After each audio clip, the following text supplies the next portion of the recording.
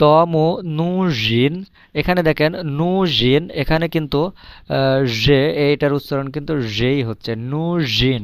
এখানে কিন্তু উচ্চারণটা এমন হচ্ছে না নু শিন, নু শিন হচ্ছে না, এখানে নু জিনই হচ্ছে। তো তমো নু জিন অ স্ত্রী নোষ, তমের একটা ধারালো ছুরি দরকার।